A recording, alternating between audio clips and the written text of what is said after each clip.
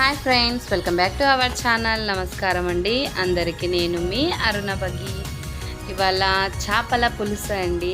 ఎంతో రుచికరంగా, ఎంతో టేస్టీగా మా అమ్మ చేతి వంట చేపల పులుసు చాలా టేస్టీగా ఉంటుందండి. ఒకసారి మీరు కూడా ఇలా ఈజీగా ఒకసారి ట్రై చేయండి ఫ్రెండ్స్. ముందుగా మన ఛానల్ని ఎవరైనా కొత్తగా చూస్తున్నట్లయితే సబ్స్క్రైబ్ చేసుకొని పక్కనే ఉన్న బెల్ ఐకాన్ని ప్రెస్ చేయండి. నేను చేసే ప్రతి వీడియో మీకు నోటిఫికేషన్ వస్తుంది.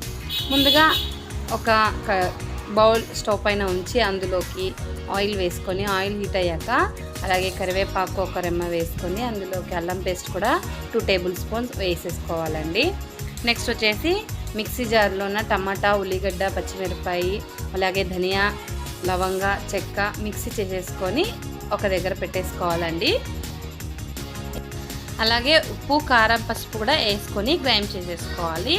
నెక్స్ట్ ఆయిల్లోకి దీన్నంతటా ఇలా వేసేసుకోవాలండి. మిక్సీ జార్లో ఉన్న చింతపండు రసాన్ని మనం మిక్సీ జార్లో వేసుకొని మిగతా మొత్తం ఈ రసాన్ని మొత్తం ఇందులో కలిపేసుకొని వేసుకోవాలండి. ఇది వచ్చేసి మనకి గసగసాలండి. ఇలా గసగసాలు మిక్సీ చేసుకొని ఇందులో వేసుకుంటే చాలా టేస్ట్ వస్తుందండి. ఇదే సీక్రెట్ ఇంగ్రీడియంట్స్ అండి మా అమ్మ చేసేది. నెక్స్ట్ ఇందులో చింతపండు పులుసు కూడా వేసేసాం కదా, చూడండి.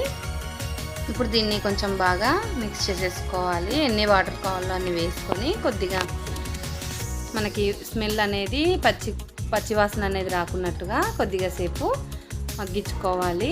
చూడండి ఫ్రెండ్స్, ఒక 2 మినిట్స్.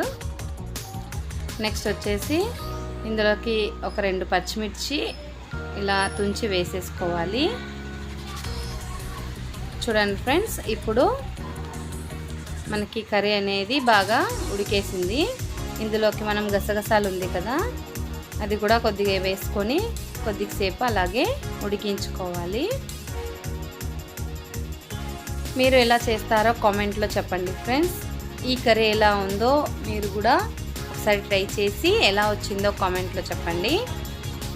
చూడండి ఫ్రెండ్స్, ఇప్పుడు ఆల్మోస్ట్ ఉడికేసింది కదా, గ్రేవీ అంతా దగ్గరకు వచ్చేసింది కదండి. ఇలా ఆయిల్ పైకి వచ్చేసింది చూడండి, వీడియోలో చూపిస్తున్నట్టుగా. ఇలా ఒకసారి కలిపేసుకొని ఇందులోకి ఇప్పుడు ఒక్కొక్కటిగా చేప ముక్కలను వేసేసుకోవాలి. చూడండి ఫ్రెండ్స్, ఇలా చేపలు ముందుగానే వేసుకోకూడదండి. ఎందుకంటే చేపలు బాగా ఉడికేస్తే మొత్తం విడివిడిగా వచ్చేస్తాయి. చేపలన్నీ ముక్కలు అనేటివి విరిగిపోతాయండి. అందుకోసమని మనం గ్రేవీ అంతా పచ్చి మసాలా వాసన పోయేంత వరకు ఉడికించుకొని ఇలా చేపలను వేసేసుకోవాలి. ఎంతో రుచికరమైన, ఎంతో టేస్ట్ అయిన చేపల పులుసు ఇంతేనండి. ఎంతో సింపుల్గా మీరు కూడా ఒకసారి ఇలా ట్రై చేసేసేయండి ఫ్రెండ్స్. మీకు ఎలా వచ్చిందో కామెంట్లో చెప్పేసేయండి. చూడండి ఫ్రెండ్స్, కలర్ఫుల్గా ఉంది కదా. ఇలా మూత పెట్టేసి ఒక 2 మినిట్స్ మగ్గనివ్వాలండి. చూడండి ఫ్రెండ్స్, మగ్గేసింది. ఇంతేనండి, ఎంతో రుచికరమైన చేపల పులుసు, ఆంధ్ర స్టైల్, రాయలసీమ చేపల పులుసు.